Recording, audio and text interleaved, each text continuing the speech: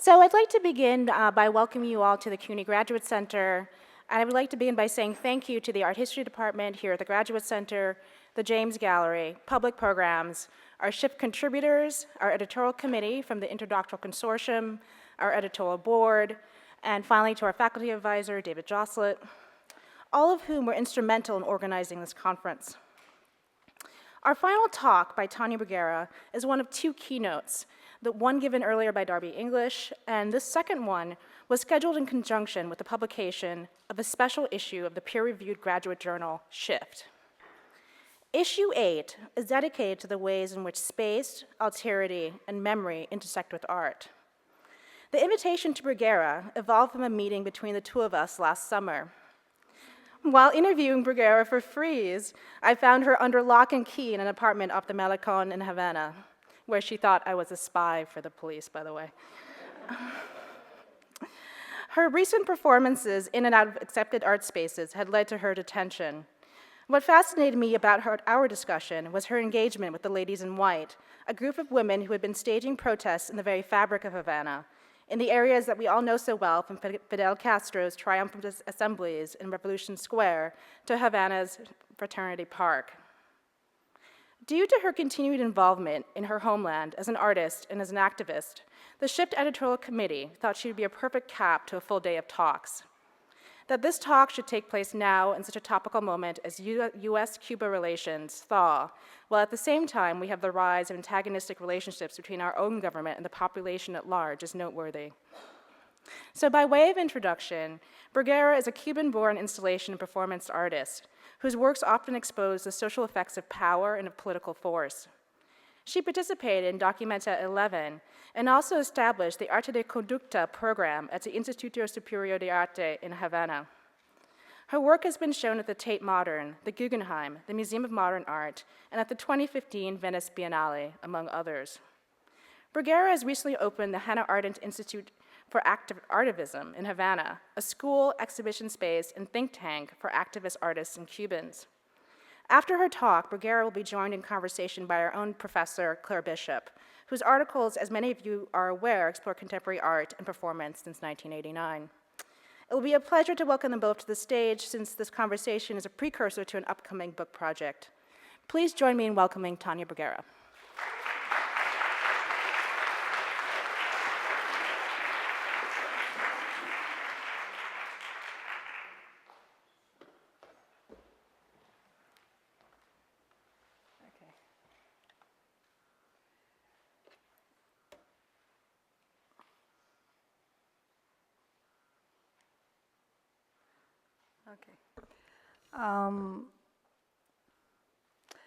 Thank you so much for inviting me. I want to say that indeed I thought you were part of the secret police. And that says something about the effects of that piece. But also I want to say that I'm very happy to be with Claire Bishop, who has accompanying me, you say in English, being with me since many years, since the beginning of the Cátedra de Conducta, and has been a very nice colleague to whom I've been talking. Actually, I pitch her my ideas before they go out, so for corroboration. And she has been a great gal. I don't know if that's an academic term, but let's use it. So before I start talking about the work, I want to, this is weird because I need to see what I'm, okay. So before I present the work that we're going to discuss today, I wanted to start showing you some tools that I use to do my work, some tools that we can use to discuss the work. When I came to the United States to study my MFA, one of the things that was really hard to navigate was language. My first language is Spanish, and I still don't speak English very well. So I had a lot of negotiations to do with language, and then one of the things that happened is I understood through that the inadequacy of a lot of terms that were used to analyze and talk about some works. that I feel related to. So the first gesture, because I also think it was a political gesture, to define in my own language and trying to share with people from, let's say, the world of academia and the West, the concept, the way I see it, was actually it was arte de conducta, which is behavior art. And that was one thing that I did at school, is I was reading very heavily Foucault, like every young person. And every other word he says conduct, conduit. And then one thing that happened is I realized that what I was doing was not performance, but it was actually more related to the study of behavior and the use of behavior as the material of the work. So I think that's one of the elements I use to talk about my work. I'm sorry. And then over the time, I came up with this idea of arte útil. And in Spanish, útil is not only the usefulness of things or the consideration of being useful, but also the tool by which this is achieved. So for me, it's art as a tool. And of course, that brings a lot of institutional discussion about how can we position art or history of an art that is useful, that has been neglected. I also use a word that I came actually because discussing with Claire a lot. Claire always asks me like, talk to me about aesthetics, and I always had trouble defining it when we discussed with her. So I came up with a word for her. Is instead of aesthetics, I took one letter and changed it, and then I created a word called aesthetics, meaning the kind of aesthetical process and experience that you get out of your contact with the ethics of the work. And of course, because these ethics are related not only with the circumstantial and the social, they are related with the political, they have consequences. So it's basically, how do you appreciate the consequence of ethics? And then the other term that I use for some of the work, and all of these are used in the piece we're going to discuss today, is political timing specific. That means it goes a little beyond to site specific. That is a term that we use very commonly, because it's not so much about where the piece is happening, but what are the political conditions in place for the work to be necessary. Not only to happen, for the work to be necessary. And in that sense, that also implies that when the political elements change, the work might cease because it might not be necessary anymore to exist. So I think we can talk a little more about that, but basically it's kind of taking away the autonomy of art, not the autonomy of art, the autonomy of the necessity of art, because it's defined by something else. And then also I do long-term and short-term pieces. The long-term pieces are pieces that try to, the short-term pieces try to do very quickly into the exhibition.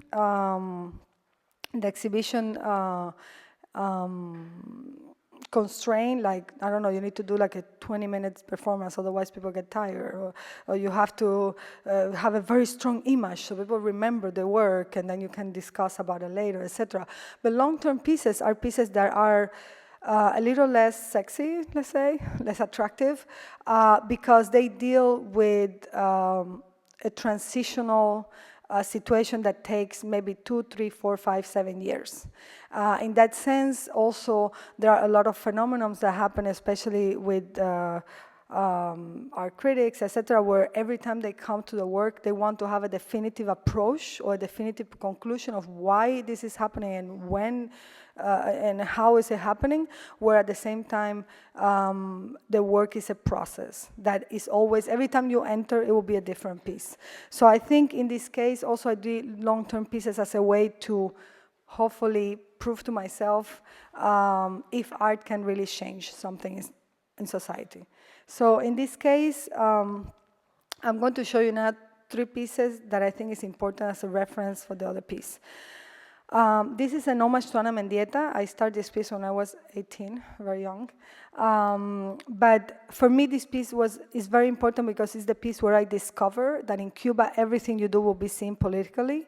I did it originally as an homage, as a 18-year-old girl, homage to a female artist that was admired, and that became immediately a political discussion with people at the Arts Council, and why you're doing this, are you promoting, values we don't like, etc. So I think this is when I discovered that, but also I discovered that I'm not interested to create my own personal iconic discovery, but I want to do art as a collective cultural dialogue that can be followed by other people. So I don't have this attachment to authorship. And actually I use the term initiator as a way to talk about myself in regard to my production, because I also feel that I'm just initiating a conversation and somebody can pick it up. Another piece that is important is this piece, because it's called Displacement, because the circumstances, it was political timing specific, it was Fidel Castro's birthday. It was a critique in the sense of trying to go to the street to ask for the promises that were not accomplished, trying to use this symbolic parallelism with the icon from Congo in Kisi Conde, and because people in Cuba will recognize more or less where this tradition come from. And then that was the day when I discovered that symbolism did not work for me anymore, because, and that was the day where I decided to change the way I worked, and I didn't want to do any representation anymore, but I wanted actually to do work that activate the political. And the reason for that was because I was walking on the street and the police stopped because it was Fidel Castro's birthday, so it was very heavily surveyed that day. And the guy say, what's happening here? And the kid say, this is an artwork. The guy was like, I don't think he was trained for a response on that. So we should keep coming up in my work, in my relation with power. And it was kind of like, okay, continue. And then I realized that day that I actually wanted to talk about power, not by representing it, but by creating a conversation with power. And I think that was the day I changed. This is why I'm so against representation and symbolism in my work, because it doesn't work for me. Then I went to this. This piece is also important because it shows the fact that I am interested in mimicking, let's say, or reproducing something that exists in reality, make a little change to it, and deliver it again to try to see what is the circulation that happens with it. So in this case, I actually created a newspaper. This is still today an illegal act, but again, through that piece, I learned something that I still do today, which is use art to be a better citizen, use art to do things I cannot do as a citizen, and to try to open spaces for tolerance that do not exist in society. Nevertheless, because of this, it was my first encounter with the interrogators, and so I think that will come back later in another way. Okay, another element that is important for what we talk today. We're going to talk to you about Tattlin Whisper. This is a series that has so far 6 pieces. The first 3 were not accomplished. The first 2 were not accomplished. The 4 was not accomplished. I did 2, 5, and 6. And then this is a series where I try to take something from the newspapers, from the news, and activate it in real life and try to make an experience. Instead of something you can detach yourself very quickly from, try to involve you in it. So as a way to maybe fight anesthetization of politics in our everyday life. So something that is important, all this work were done long time before Occupy Wall Street, Tahrir Square. So this was a very different environment. It was a moment where I personally felt like nobody cared about anything so much. Everybody was very silent, so yeah. So in this case, something that is very important is like, when I do work, I never use actors. What I use is the people who do the work. And the reason for that is their behavior. I think the fact that they can react very quickly in the learned behavior that they have through their work. And in this case, it is a piece where the mounted police in England was asked to use all the crowd control technique with the audience. It was very interesting the way people reacted so easily following orders, and at the same time they didn't know it was an artwork because it was done at the Tate, but my name was not to found anywhere, and this happened without being announced. So it was kind of trying to reproduce this situation that that could be a real event, and actually some people were even thinking, oh yeah, I heard there was like a bomb threat or something. Like people were trying to come up with their own reasoning for that to happen, and that's actually the moment where my work happens. I also feel that what I do in my performative work or behavior art work, arte de conducta, is to set up certain conditions for people to be activated and to react. So I always say that I'm half of the author because of that, because if people don't do anything, then the piece doesn't exist. So, yeah. Okay, Tattlin Whisper 6, that's what the focus of today. Tattlin Whisper 6 is the same idea. In Cuba, we have a lot of, a big tradition of a leader being on the TV all the time. Fidel was all the time on TV. And we have a very specific relationship with microphones. And we live in a country where the president has the record for the longest speech ever in history. No, it's true, it's a Guinness record. And but nobody else can talk. So I think that's something that I was interested. But more than anything, it was a moment where Fidel already stepped down, and Raúl was coming up. Raúl is a very different character, less mediatic, etc. So you could feel the void of the leader. But at the same time, Raúl had said during those days, we're going to do meetings, so everybody say what they want, so we change the country. That was unprecedented. That was really something that people actually were afraid, this is for real, they're going to have consequences, and so on. So I think what I did is, okay, anybody can say what they want? Okay, so let's do it for real. So this is what I do in my work. I take the propaganda, I take the statements people do to look good, basically, and put it to test. So what I did is, thanks to Guillermo Gómez Peña, who actually invited me to be at the Biennial. He was the special guest at Biennial. He invited me to be his special guest. I was able to do the piece. And the piece was actually looked like somebody from the government was going to talk, and what happened is we announced anybody can say what they want for 1 minute without any consequences happening to them. We can talk about the negotiations for the piece because that was a very hard negotiation process to make the piece. And actually, it is interesting because the Cuban government now, after what happened last year, used this as an example of like, I did something wrong because look, we let you do the other thing. They didn't let me do it. Actually, it happened in a way that it was impossible for them to stop it. Actually, the day of the performance, I had to fight very strong for this to be built because the day of the performance, 4 hours before, still nothing was built. So that was very, and then there was consequences because after that I was not able to show in Cuba. I was banned from the art circuit, galleries, museums, and actually there was a person from the Ludwig Foundation who came to Cuba because we wanted to do a project together, and I said I want to do a project in Cuba instead of in Germany. And then she came, talked to the German sister foundation, and they actually told her the idea is genius. give us the money, we're going to find an artist to do it.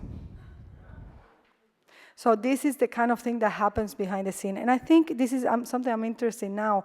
And how can we unveil, after everything that happened, I was very interested to say, how can we unveil the system that is behind what we see, that is created by the government, is always hidden because people are afraid to talk about it, or people look bad if they say what they did, you know? So I think that's actually what happened in this piece that happened last year.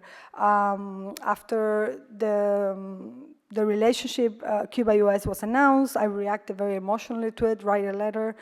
The letter was sent to my sister sent it to a friend, the friend was excited, made a hashtag, I also demand, and start tweeting about it, put the letter in, they opened a website, Facebook. I had nothing to do with any of this. And I really like that because I almost felt that my negotiation with the audience that has been slowly giving up, in a way, like giving the audience a bigger role in my work, actually came to a very nice culmination in this piece, because I actually did the piece because the people, the audience, asked me to do the work. Actually, they approached me and say, we want you to do this performance. The reason for that is in the letter I had at the last, after everything I say, at the end I say, maybe Raul, you should do Tattlin Whisper 6 in the Revolution Square. But it was a metaphor. It was not meant literally as a way to talk about freedom of expression. But these people in Yo También Exijo, which is the name of the group, contact me. I mean, these are my friends. It's not like random people. They are people who are close to me. And they contact me and they say, okay, Tania, will you do it? And I say, yeah, let's do it. I was going to Cuba anyways. I had my ticket already anyway. I say, let's do it. And then we started what I think is the first artwork done in Cuba. And I might be corrected if I'm wrong. I don't want to be definitive. But maybe one of the artworks that was done in Cuba with social media. I don't want to be definitive because every time in front of our historians you're definitive, you're wrong. So but So I think it's a piece that was done using a way of thinking where I am using all the tools of the world outside of Cuba to talk in Cuba. And I think that was an interesting technology, let's say, that I use, which is Cuba needed to open to the world and the world needed to open to Cuba. That's what I did with the work. I tried to bring to Cuba things that people expect, and and at the same time what happened is like people were looking how that unveiled in front of their eyes. I have to say that this piece is done with my sister, Deborah, because she was actually the half of the piece, because she was the one who was tweeting on the Facebook, emailing people, making sure, not sleeping, you know, did an amazing activist job. But basically what happened is I went to Cuba. Already the stakes were very high, so as soon as I arrived to the airport, there was a person photographing me. So there was already the state had awakened and has started to, let's say, act and perform. One thing that for me is very important is like when I was younger, when I had this, let's say, moment of realization where the symbolic did not work anymore, in part because the Cuban Revolution is so good at using the symbolic, I realized that what I wanted to do is appropriate the tools of power, not talk about power, but appropriate the tool of powers and use them. You know, so I always try this kind of balancing act where I am trying to be at the same level, not trying to be like a victim, but trying to talk, which is in Cuba very hard.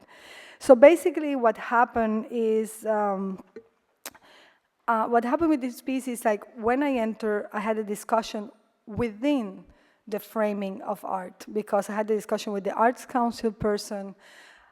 So everything was as usual, let's say. Art being the protection to do your work. But what happened is, like, at some point they decided, you know, it was a horrible negotiation situation, and I decided it was not good, and then what happened is when the piece actually starts for me is when I go from being talked, from being, let's say, atendida, like followed by the art people, into the Ministry of Interior. And this is when I think the piece really happened, because it changed. I only wanted to do this piece to test, and what happened is that the government did the piece for me. And this for me is the biggest achievement of that piece, because I always, all my life, tried to first talk about power and then talk to power. And in this case, what happened is power talk with my language, which is performance. And the reason for that is that not only they created this idea of the emptiness, like they actually detained me before this, but the piece actually is the waiting. The piece doesn't become the freedom of speech, the waiting for the permission to start having freedom of speech, which is very interesting to me. The other thing that is happening right now is like there is a moment of a lot of change. So as an artist, I was very aware of the, let's say, the paradoxes that we're living right now, where, for example, recently the police, and this is after everything that happened to me, so recently the police was literally putting in fire these little papers with the Human Rights Declaration, because they were mad that they were giving it to people. So I think there are these paradoxes that look really, like the symbolism is not working anymore. There is a shift, that's why it's political timing specific. There is a shift into how the symbolic has worked and has been used by power, and now there is this dichotomy where it's not really working because things are shifting and they don't have a new symbolic language to justify their acts or to make their acts look good. So I think that's why it's so important to do this kind of work right now. You know. So basically, another thing that happened is this piece has two lives. It has the life in Havana, what happened in Havana, and has the life outside of Cuba. So for me, my primary audience and co-author was the government of Cuba. And the secondary audience was the people who were outside of Cuba in a more traditional passive role of like looking at something that was happening. I have to confess here, because I'm among academics, that I had a huge struggle with that, the passing from one to the other, because for me, it was not about me, Tania, it was about the issue of freedom of expression. And at the same time, I had a lot of discussions with my sister, because she's like, no, the social media works with the personality. So I think there is a dichotomy that is a struggle of the piece, where there is this authorial kind of attitude that has to be used in a very traditional way, being the piece being authorial and be also representational and be passive for the audience that were outside, whether inside it was not authorial at all, and it was actually a collective endeavor that tried to struggle, not only for the meaning, but for the form. The other thing that happened that for me is interesting is the fact that who talks, this idea of like the way in which the work grew in ways that was uncontrollable with the police, but also with the people who were reacting to it. So I think those are elements that also we can talk about later. For me, there was all these sub-products of the work that was also, for example, things like this. It says, Mrs. Artist, we are not afraid of your performance, you know, and this is, so there were all these subcultural elements of, for example, this one. No, Joelkis, which is the kid. No, Tania, the guerrilla girl, is not an artist. It's not a visual artist, because guerrilla girl, you know who she is, right? Tania Bruguera. So I think this is interesting how the piece consolidate in a way everything that has happened over years with confrontation with government in Cuba in a way that was very, very, very clear. I feel that one of the things that people were saying in Cuba, the government spread this, well, they say many things. They say I'm not an artist anymore, which I was kind of like honored that they say that. But tactically, that was not good, because if you are not being seen as an artist, you're seen as a traitor, and then the law applies differently. So I was fighting. It was very interesting because I don't want to be called an artist, but I was fighting for the first time very strongly to be an artist. And actually, yeah, and some career decisions were taken to make sure that I was validated as an artist outside of Cuba. Which is an element that is interesting, because in Cuba, as being an island, is always the outside and the inside tension. Like people, anything you go outside and you're like, oh my gosh, she's a great artist. She had a show, I don't know, in the basement of somebody in Spain, you know? So it's interesting, that dynamic. But something that happened is with that, the artist part, but also the part where people were trying, let's say, because for me the piece is also about the tension that we live now in Cuba with the left. The fact that the traditional left, and I don't use this, I don't see myself in those terms, I see myself more like a social movement person, but the fact that the left did not want to intervene in Cuba, they see everything that is happening, but they don't want to see it because it doesn't help their case in their own countries. So one of the achievements of the piece was also the fact that the left was involved and had to see painfully the reality that was happening in Cuba. The other thing that happened was that as a sub-product of the piece, a lot of people in the dissidents are always fighting, in part because they're infiltrated by police all the inside. And this piece actually unified all the dissidents and the opposition. They all came together because it was art. So I was not taking their funds, I was not taking their glory, or I didn't want to be like the next president of Cuba, like they all want to do this. And so we have no struggle in this sense. So they really felt, I really could demonstrate that art can really be effective to do some political work. And it's funny because now Las Damas de Blanco, they say they are performance artists, because I told them, you're great performance artists. So now they see themselves as performance artists. And that's another achievement. I think performance art now is more widely known in Cuba by people who are not artists, which is great. So one thing that happened after, more than 20 interrogation sessions, like all this kind of, the mechanism of fear and the mechanism of, of trying to change your mind, basically, activated. I realized that for me, the response to everything that happened, to this political violence, is knowledge. So what I did is I wanted to inaugurate an Institute for Art and Activism in Cuba called Hannah Arendt Institute for Art and Activism. And the first action of the institute was the reading, the non-stop reading of The Origins of Totalitarianism in my house, with speakers that go outside. And this is something very interesting. For the piece to happen, I even had to start studying law in Cuba with the lawyer, because for the piece to exist, I had to understand the limits of the law and try to navigate that, to see where the spaces where I can still do something. And in this case, it was my house, so it was allowed. So because they could not stop me, what they did is they actually brought a brigade with hack jammers to actually open the hole in front of my house. And they was not very subtle, because it is actually only my house. They didn't go to the whole street, they also into my house. So it is interesting, this idea of signaling and the negotiation with what is signaled and to whom. And also the fact that in every step of the way, I was telling them, don't do it.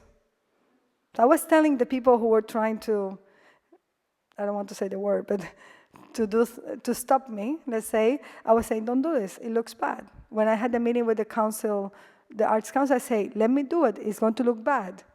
Bring 5 buses full of like revolutionary kids, give me only 5 minutes. No. And I said to the guy in front of, I saw what they were starting. I said, I went to him. It's like, we are in the middle of this is not good. This is a biennial. You're going to look good. There is press. This is not good. It's an order. Okay. I try to stop it.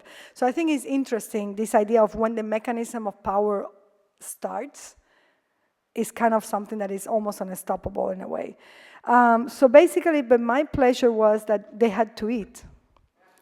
So they stopped for lunch. And this is the moment when I read the section in the book that is about collaboration with police. So they had to listen. So basically, what I wanted to say is that, parentheses, there were a lot of friends of mine who were like, Tania, can you come and read here? So they fixed the house. So useful art, right? Arte útil. So yeah, it was a very hard balance between understanding. I think for the first time, I saw everything in a very strategic way. I had to be very clear, like why I do this, how, and it was kind of interesting because the whole piece was a struggle with the government because they wanted to define the meaning of the work. So I was fighting for the meaning of the work. They were fighting for the authorship of the work because they wanted to be the ones doing everything and, not letting me do anything. And I was also fighting for the genre of the work because for me, it was a performance in a way I always do, which I take out the framing of the work. I take out any objectual index for people to identify as art in order to operate as an artist. And they were doing the opposite. They actually, at one point in the interrogation session, I said to Kenya, the interrogator, I said to her, you know what, we are having a struggle because I'm doing a performance, which means anything that happened is part of the work, flexibility, openness, unscriptedness. And you are trying to do a traditional theater play where there is always the same characters with the same language, same text to be delivered, and there is always the same situation that happen over and over again, so you don't need to know because you already know who the people are, etc. And actually, one of the things I did, and I feel this is also part of the Hannah Arendt Institute, is at some point there were so many interrogation sessions, like two or three weekly, for hours and hours. And at some point I realized there was no point to that because I already knew I was not CIA agent, I was not going to dethrone the government, it's all absurdity. But it was this idea of like, we have the power. And I told them, I'm very happy that I look at you and I'm not afraid. So I think that's the idea of like looking to power and understanding. That's a personal, but I think what I did, and I think this is also part of Hannah Arendt Institute, the prequel of the Hannah Arendt Institute, is like at some point in the interrogation, I decided that I was going to teach them our history, and that's what I did. Thank you.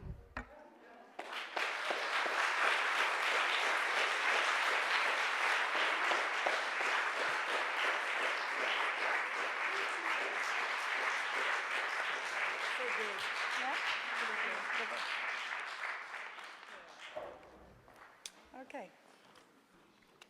Okay. Do we have to hold these, or does it? We do. Okay. Hello, everyone. Thank you, Tania. That was great. Lots of things to talk about here. We're constantly talking to each other and putting each other in difficult situations with questions. So I'm going to try and carry on with that tonight. I have to say in public, like, thanks to you, I come up with certain conclusions. So, yeah. You put me in the hard spot. This is good. Okay, so here's one to start with. So I think it's interesting for the audience to know that your father was a politician and was close to Castro. And he also was the one who brought me to the first interrogation session. Yes. So you've got obviously a complicated relationship with your late father, but I want to know to what extent this influences your desire to be working politically, and whether you see the work that you're doing as a continuation of his service to the country by other means, or whether it's a complete reaction to that. That's a great question. I think definitely politics in my house were very common, like discussion about politics. My parents divorced because politics. And my father was absent because of politics. I think my problem with this, I agree with this, and we'll talk about it, but I think that I need to make a very specific notation, which is that in Cuba, every time you do art that is, in my case at least, when I did art that was uncomfortable for them and so on, the critics always try, the art historians always try to frame my work as psychological relation with my father. So I have a very, very intense reaction to push back in this question, only because it's you I'm going to answer, but very push, I never accept these questions because I don't want the banalization of your right as a citizen to do art that is political just because you had a problem with your dad, you know? And you need to figure out to I the wasn't work. making it. No, you were not making that. You were not making that. But I wanted to make the clarification for the audience. But I think this is, the way you frame it is actually the right way to frame it. And yes, there is also the fact that I think that gave me a lot of leverage, to be honest, because I was able to do things. For example, when I did the newspaper, This is the newspaper that you saw an image right at the beginning of Tania's slideshow, Memorias de la Posguerra. Yeah, Memoria Posguerra, sí. And then, for example, I did this newspaper, and I was called to stop it, and I did the second one, and then my father came. They sent him, and he actually brought me to this interrogation session. But the thing is that it is true that I have a relationship with power, and I see government in a different way, but to be honest, when I did this piece in Cuba, for the first time I felt government in Cuba could be changed and could be, I don't know, it was very weird because I felt like something really touched something there that, you know, I don't know, I'm glad about that. But in that sense, it's, yes, I have this idea that... So it is, but you are driven by a sense of service to your country. Yes, because also remember that I study in Cuba art since I'm 12, so I'm the longest student ever of art. I started with 12, and when I started art, there was this sense, this kind of mandate, you know, that artists should do art for the people. That art should be doing art to the service of the people, not for themselves. It was very badly seen when you were an artist, like, it's like, oh, I want to be famous, I want to do my own work. So there has this kind of, not everybody did it, but it was the assumption. Now that has changed a lot. Now there is a market in Cuba, there is a different dynamic. People are more cynical about how to use art for their own, like, personal advantages and stuff, and I think there is a disillusion with art as a social mechanism, you know. No, it always surprises me the degree to which I think you're really with and against your country and the policies and the cultural policies and ideas that you were brought up with. Yeah, but at the same time, it's the same. Like, for example, yes, my father was, I got away with a lot because he was a politician and they knew him, and that was only until one point, at some point, and then he died, which was good. Because, I mean, I love him, but he died, and that was good for my work, because then I could really do my work. Because they always use this thing about, like, using, you know, the emotional, like, oh, your dad will be... Actually, it's funny, because in one of the interrogation sessions, they said, your dad will be mad of you. I'm like, no, you don't know the last conversation we had before he died. And actually, he said he was proud that I was doing whatever I wanted to do, even against him. So I was like, he, like... give me the blessing, and I'm carrying on. So I think this is interesting because, yeah. So I think this idea of the revolution, this idea is interesting because I think the Cuban government see what I do as against them, and it's interesting because I am actually being the most loyal revolutionary artist ever. The problem is that they are not revolutionary anymore. I'm following the script as I was told as a student, like, yes, do it for the people, do it for the better of the, you know, but it's them who are not operating this way right now. Well, something you didn't comment on was the title of this work, Tattlin's Whisper. So can you maybe say something about why you chose that title? That was very funny because Kenya, in one of these, like, the interrogator, she was like, why Tattlin Whisper? Tattlin was not counter-revolutionary. I said, yes, exactly. That's the idea. He was a revolutionary. So no, I think this that the title Tattlin Whisper is because I wanted to talk about the state of the left. This idea of revolutions. This is a vulgarization of the content of the title, but the fact that when you have revolution, you have shouts, you have like these big screams, and now we had whispers. We have very little energy to Subdued left, you mean? Like a timid left yeah, that's not making and also not energy to. And again, this was before Occupy Wall Street and like Tahrir, like all of this happened. So, so this talk, this conversation is happening under the rubric of this title, "The Artist as Activist," and I find it notable that you didn't really talk about activism in your presentation, and that we talk a lot about art and activism in the US, but in Cuba and in countries like China and other places that were under communist regimes or that still are in some form, we talk about dissidence instead. So is there a discourse of activism in Cuba, and what for you is the difference between dissidence and activism? This is a great question too, because there is a double parameters, you say. The same person in the United States, let's use the United States because we are in the United States, nothing personal. We are in the United States, right? The same person in the United States can judge an artist because, let's say there is a critic looking at the artist's work that is social engaged art, and this artist only engaged with the market or only engaged with the establishment of the art world. That critic might criticize the artist for not being engaged into to activists, to not like kind of having the let's say the authenticity, because you have actually gone through the path of entering these other areas of societies that you're talking about and engaging with them somehow. In Cuba, that same critic can go to Cuba and see me working with Las Damas de Blanco, or not working, just going there and being present, and they criticize me because I'm a dissident. So what I'm doing is exactly the same. So I think what happened is like there are double parameters when we analyze things in socialist countries, and I think, to be honest, is it is in a way because our countries are being used by these people here as an example in comparison with the reality, and we are different realities. And this is also very stressful because that makes you being judged in a way you should not be judged. And accused of things you should not be accused, right? And I think, yeah, you're right about that. And I think in Cuba, I think more and more we're going to have artivism, hopefully. Okay, great. Okay, so this brings me on to artivism. Why push these two terms together? Because you could say, I mean, in a way, why have art activism in the first place? Because surely things are better if they're more forceful as art or more fully committed to activism. And a criticism of art activism is that it actually weakens both terms and both operations. So what's accomplished by putting them together?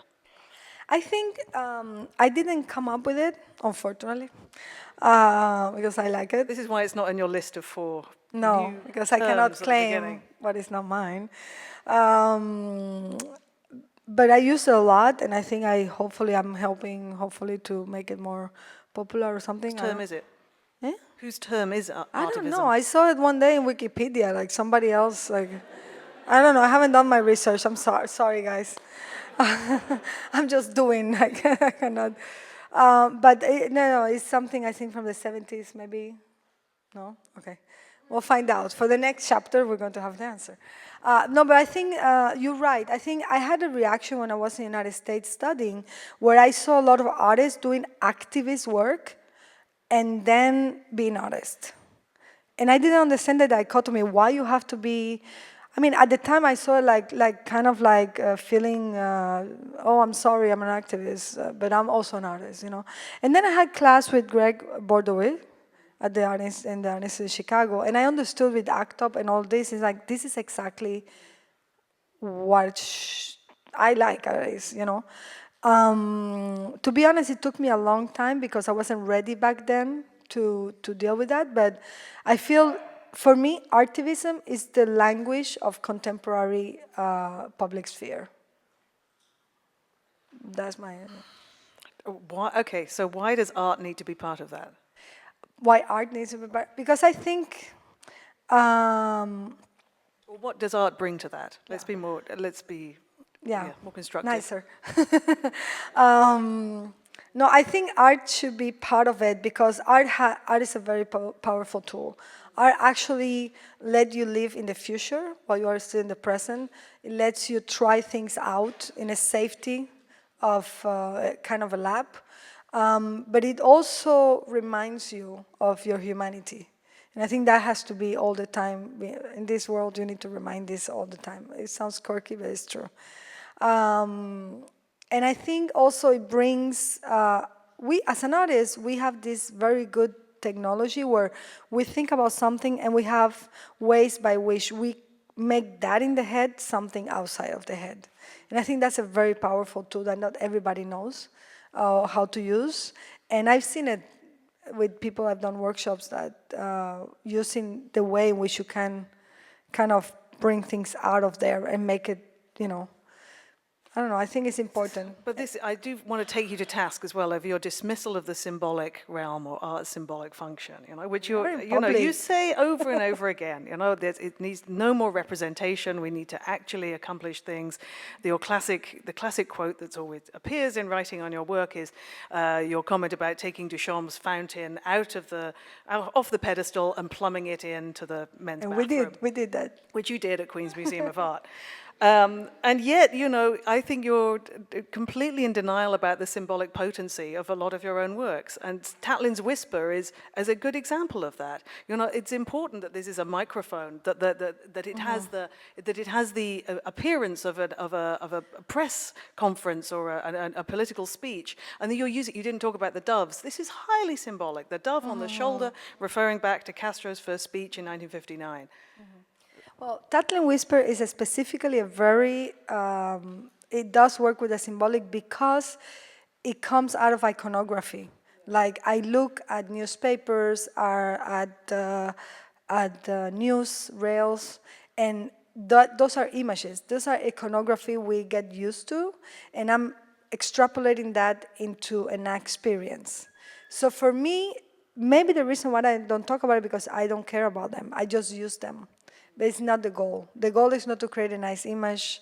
The goal, actually, my work is very hard because it's like, what is the image? You know this very clearly. So I think for me is how can we go away from the look at to the do something with? And that's what I try to do my work. For the Tattlin Whisper, also it's an older piece too, but for the Tattlin Whisper, I actually try to do that. I take an image and it becomes somebody's experience that is remembered as a personal experience. The last Tattlin Whisper, they call it Tattlin Whisper, it was not called Tattlin Whisper, it's called I Also Demand, Yo También Exijo.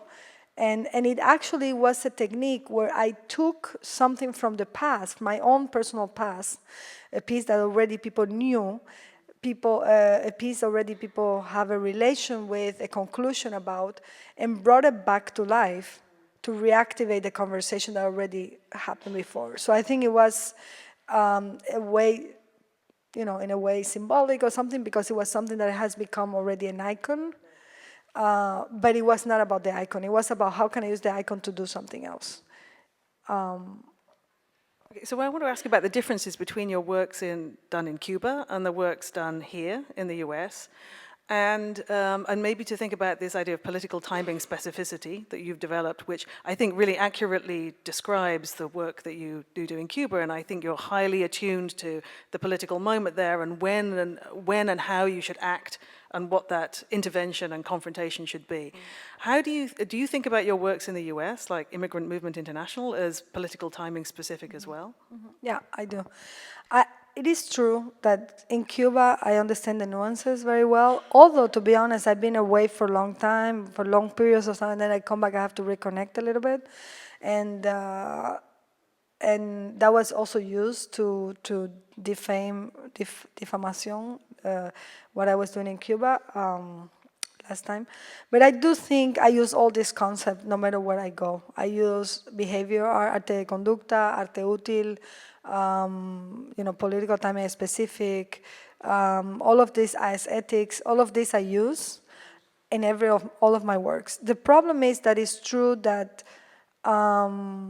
sometimes it's harder to navigate other realities where you have to, and this is, for example, the immigrant movement, it took me 3 years to create the proper ecology of the piece to start doing work, you know, not only because I had to, you know, and I think that's something a long-term piece do.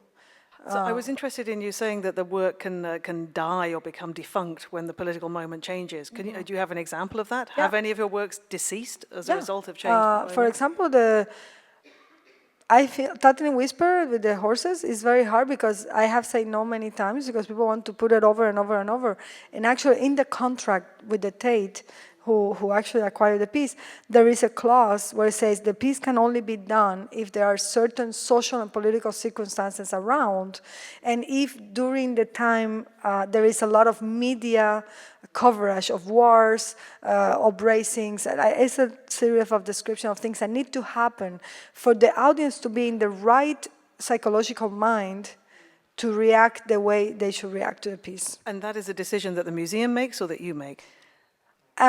In that case, the museum has made it, and I have made it because, you know, I learned something. I have an edition of the piece. This I learned very hardly. So the Tate has one piece, but I have another edition, so I also have the right to put the piece whenever I want, and they were fine with that. And for example, another example, the Guggenheim bought the piece.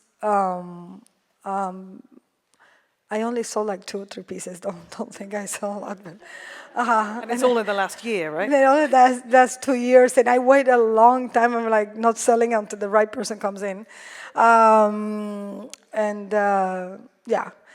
So I think, for example, in that exhibition that was 2 years ago at the Guggenheim, we had a big discussion because they bought the piece with the microphone in Havana, and they wanted to do it again. And I said there is no sense to do that piece in the United States. And I said the only way we could do that piece in the United States, which was very attracted to, but I said the only way we can do that piece in the United States is if the piece is talking about the art world, and everybody say whatever they want about the art world, and they say no. Right? I was not that interested. If I were interested, I would push more, but I wasn't. I thought that's a boring subject. But sorry. So do you think of yourself as an artist activist with your works here? Because I have a sense that an activist artist is allied to a larger project or cause rather than freedom of speech. It's yeah? commitment. It's commitment. You have to commit for life. This is a commitment. I have to be honest because I don't want to oversell myself. But it took me a long time. Like I felt for a long time, I belong so strongly in art that I felt like only because you do one art piece, that will be enough, that it took me a long time to be what they call now activist. And it was a process where I felt that art was not enough and needed to be paired with something else. And probably the reason why I'm attracted to that is also because I come from performance. And performance has a very different way to operate with reality and to operate with the consequences of the work and to operate with the politics. And I think that kind of probably led me to it. But it's interesting because I sometimes feel nervous to call myself an activist because I know so many activists who are amazing and I feel sometimes like, ay Dios mío, should I dare to say that if compared to other people's work? But I try to do something like, for example, now I'm working with this group that are trying to go they are actually working with the Congress in the United States to see if they approve, and I tell everybody to sign this when it comes out, if they approve the law for the rights of resale, meaning that the artist will have the droit de suite, the artist will have the right to get some percentage of the money made by the resale price. I think these are things that are activists too, but people don't see it as activists because it's in the art world situation. And I always felt that if you're an activist, you also have to criticize the art world. And because you are not activists for one thing and not for the other, Sure. I was fascinated that you said you look back to ACT UP, and that was a moment when you realized you could bring these things together. Yeah. How do you think art activism has changed over the last, since then, since that point? I mean, you mentioned Occupy Wall Street occasionally. You made allusions to this in your talk. So what has that done to the landscape? I'm not an expert, so I'm afraid to. But from your perspective, From my because I know your perspective, yeah. immigrant movement, you did events related to Occupy, and you did interventions on May Day. Occupy was very interesting because, I mean, I had class with Greg, and Chicago is an amazing place to be a political artist. It has a beautiful tradition of people doing social engaged art, arte útil, political I should say art. that Tania went to the School of the Art Institute of Chicago and then taught at Chicago University for how many years? Chicago for like 6 years, 5 years. Yeah. And then I think this was very formative for me, these years in Chicago, and I think I'm also a political artist because I lived in Chicago, not only because I'm a Cuban artist.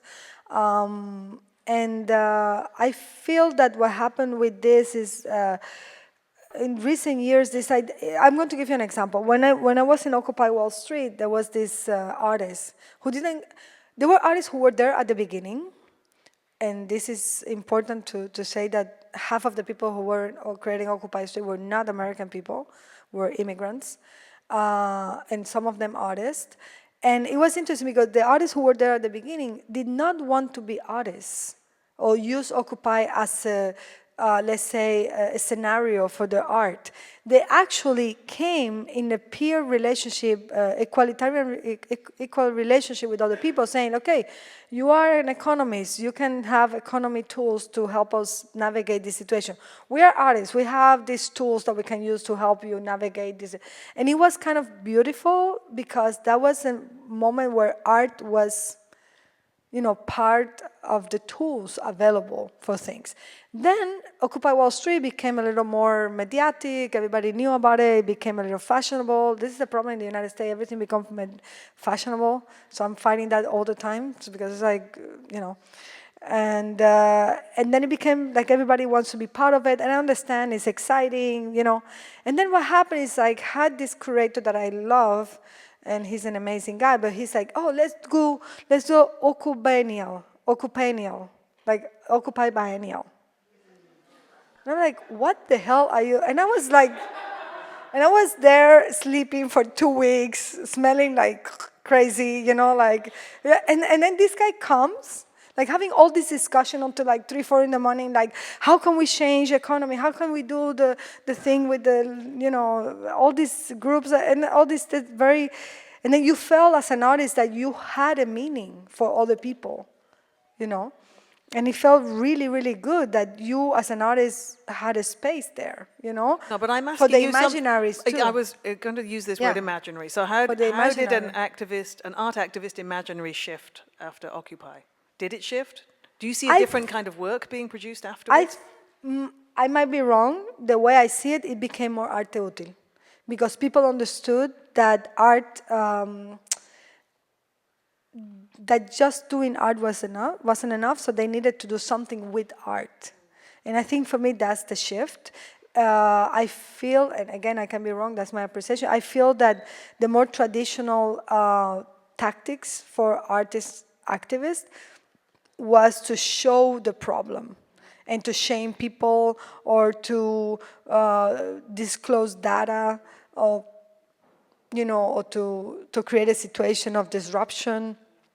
I think the state I see some of these artist activists now is like, we don't want to disrupt, what we want is to find solutions through art, through creating new imaginaries, to actually implementation, which is a word that I use a lot, and for me it's very important, which is something that, let's say, more traditional art making doesn't have. I think for me, the idea of art that has to be implemented is what makes a big difference.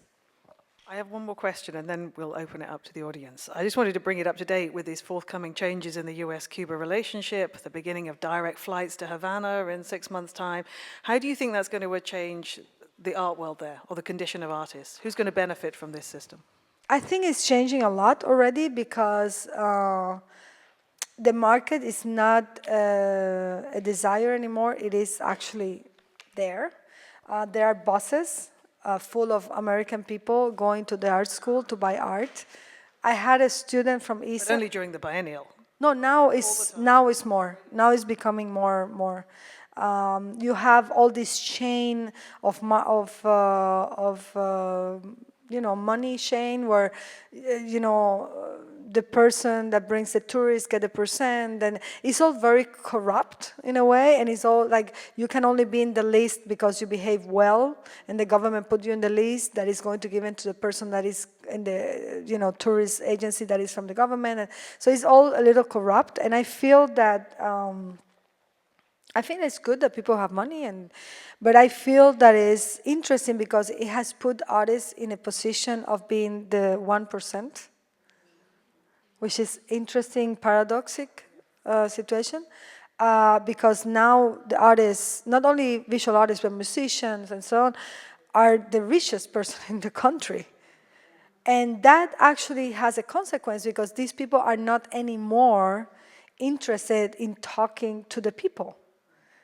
Because in part, the neighbor is not anymore the poor person that art can be good for. The neighbor is some rich empresario from Spain who doesn't even want to deal with these Cuban guys who are not in their class. So I think we're looking at a lot of racism, a lot of classism that is growing.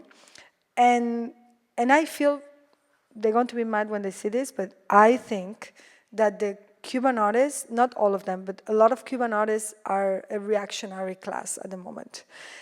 There are, thank God, a lot of young people, and actually one of the reasons... People you've taught. People I taught, hopefully. Some of them here in the audience. People I taught, but also younger people who feel frustrated to not have an alternative.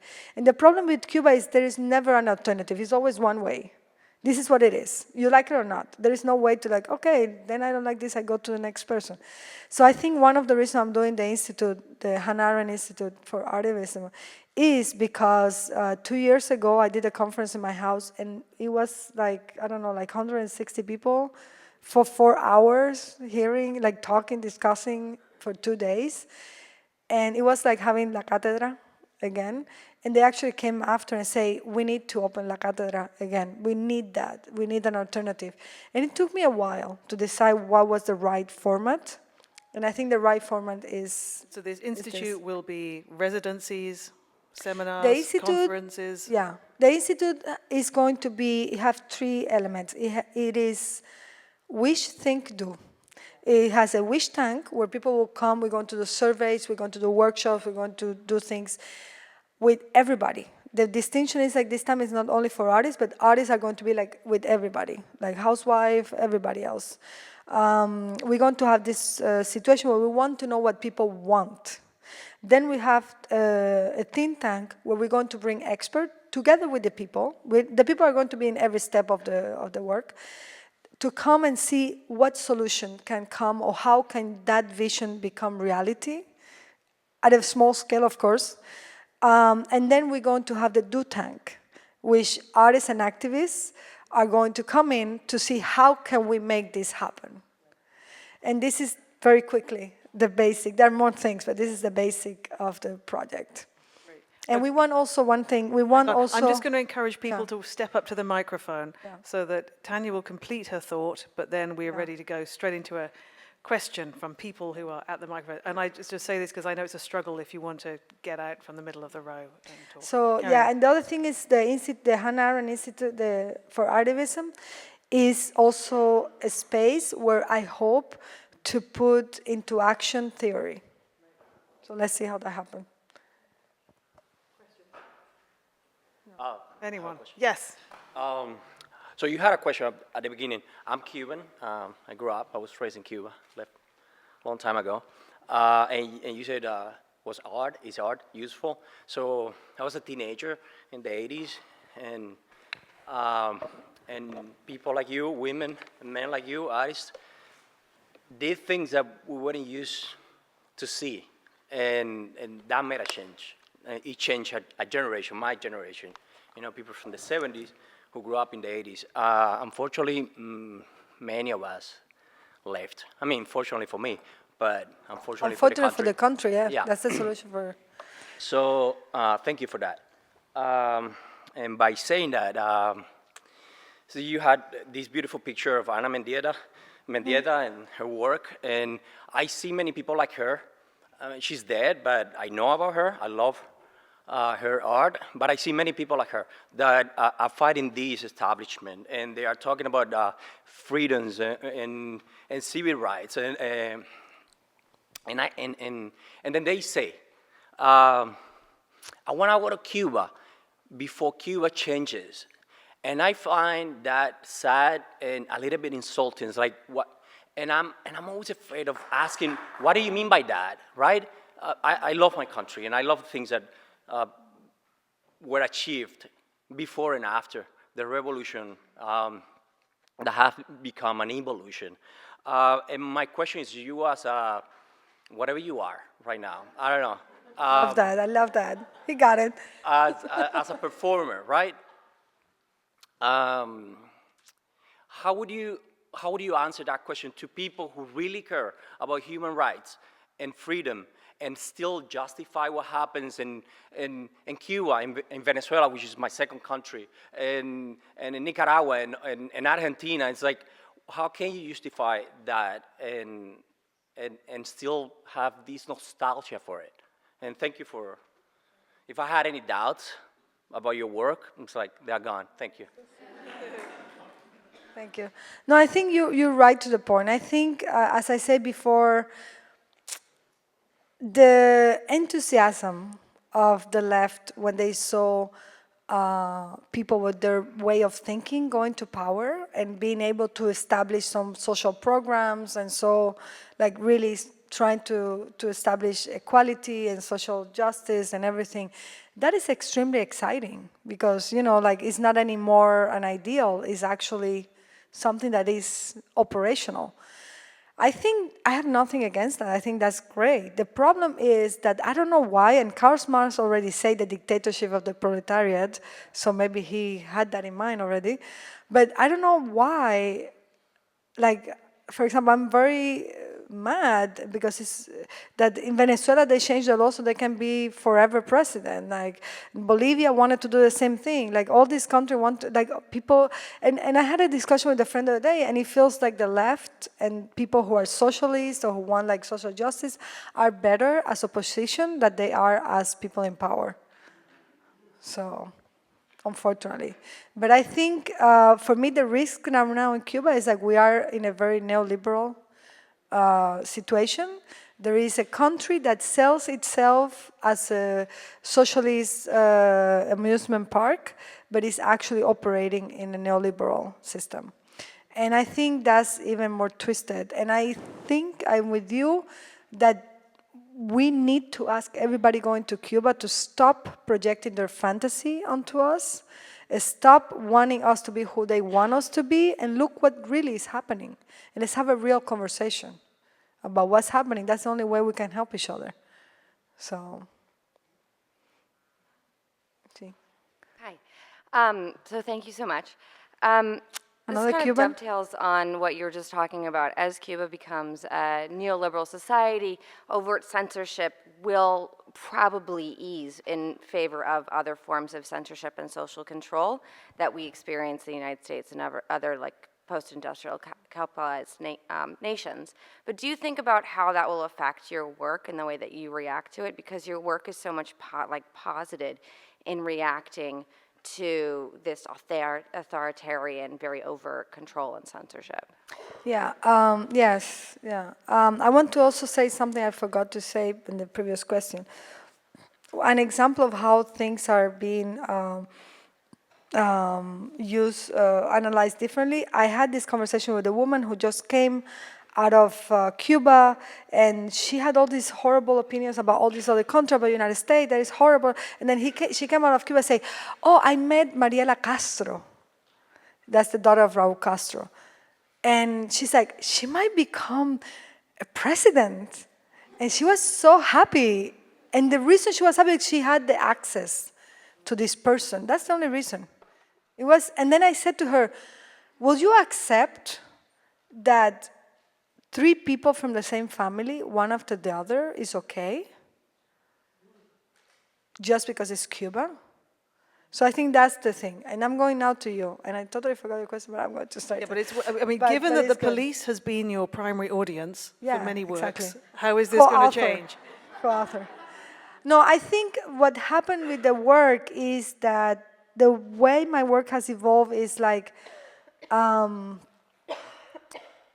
because Cuba is not what people want it to be anymore, what I want to do actually with the Institute is trying to rescue the idea of utopia.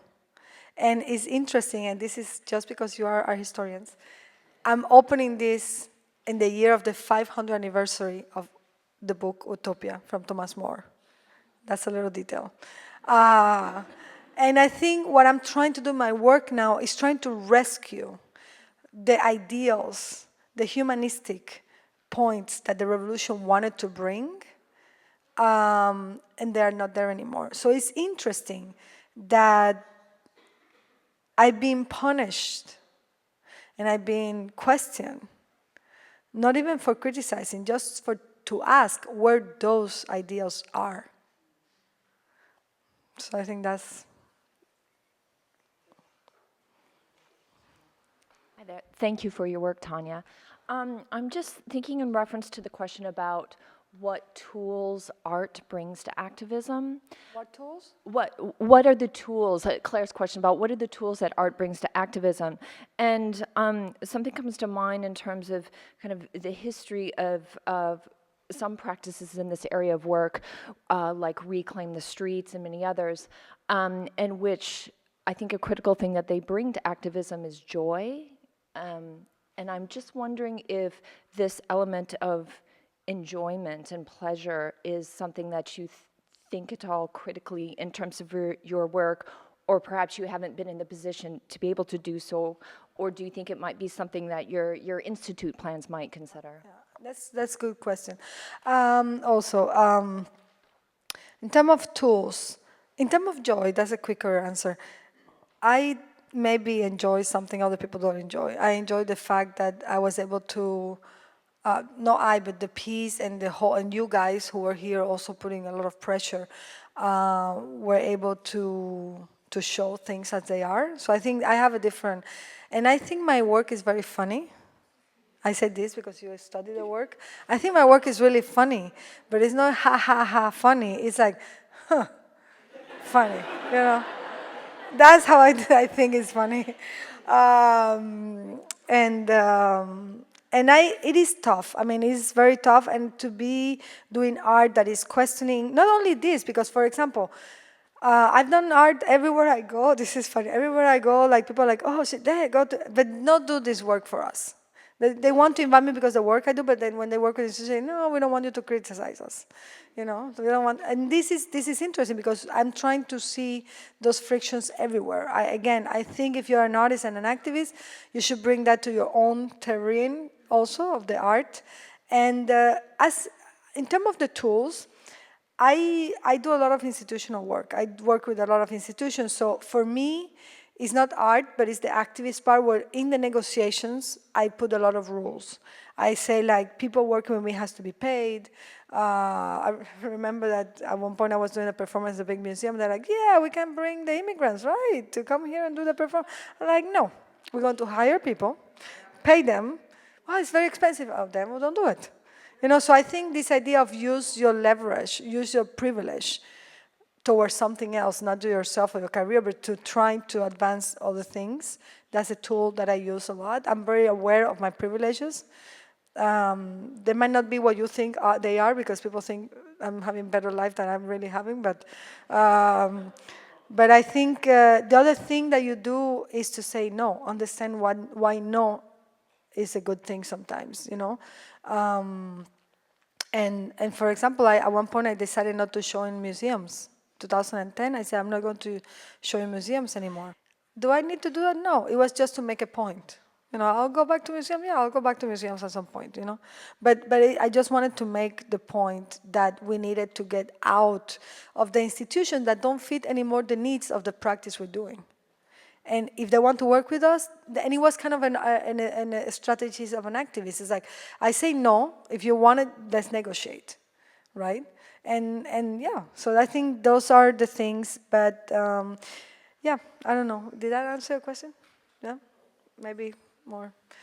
Yeah. Are there any more? But the other thing is, I really, really, really want people who are activists to be critical of the art world. The art world needs to be changed. So. So I was wondering, do you think the tension or the paradox and contradiction between art and activism will ever be resolved? I guess it's a question to both Claire and Tania, of the tension between the utilitarian of activism, where you are doing work on the ground and working with people, and the abstract beauty of art and how that it's spiritually changing, and would that be ever resolved, or how do you see arte utile in the future trajectory? Well, I think it's resolved through arte útil. That's my answer to that question. And I think it's not resolved, and that these things are incompatible discourses that come into friction, and that contradiction and friction is what makes them interesting, but they're never resolved. So, I love you.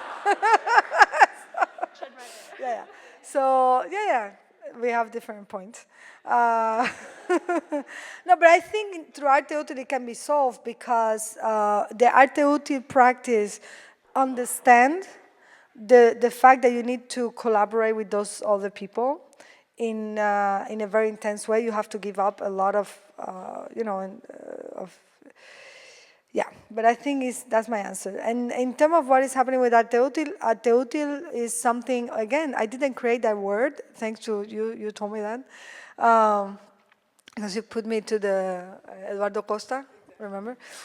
So always have our historian at hand. And the thing is, like, for example, the arte útil conversations start because the frustration I had with art stopping at showing it, and by art being propositional. And then we did this first moment where the exhibition at the Banabe was using a museum to also put in crisis or negotiate how can this institution can be useful or not, like trying to put in the use of the institution into question. But we did, the arte útil has 3 steps. The first step was to prove that there is an existence of this practice, and that's why we did an archive with more than 100 and 200 and some case studies. We did the Association of Artists of Arte Útil, with hopefully this summer we're going to meet. Still, we'll see. And then I'm working in a second part of the show that is, why is arte útil needed? Why do we need arte útil? And this is going to happen in 2018 in Canada. Yeah. And the third one will be, how can this be sustained? But that's, I don't know, 2020 or something, who knows? But yeah. So it's nearly 8 o'clock, and so, but I think we would be remiss to wind up this event without making the audience a little more active and less passive, and also getting them to be useful and contributing to your Kickstarter account. Yes. Please. Okay, I'm very bad at pitching. I'm rehearsing this performance with you guys.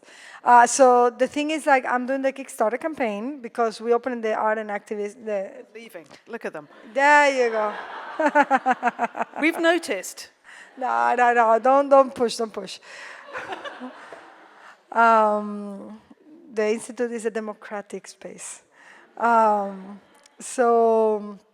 So actually we're doing the Kickstarter, and the reason why I did it is because one of the first criticism every project you do in Cuba that is kind of questioning the system is that the money comes from CIA and from all these foundations that are horrible in the United States. So I said, okay, fine. In order to not have this criticism, I say, let's open it to everybody and anybody who wants to pledge. From $1 to whatever you want, and we prefer the whatever you want. No, I'm joking. And different amounts come with different rewards to incentivize giving. That's true. I think for 350 you can be follow, and we're going to find something to blackmail you with.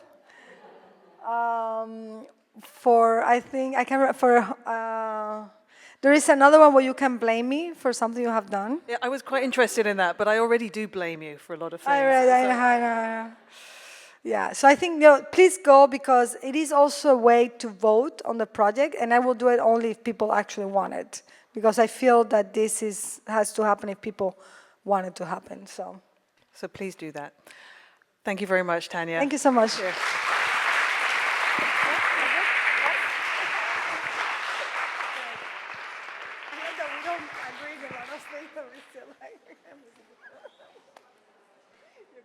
You're great. Was it good?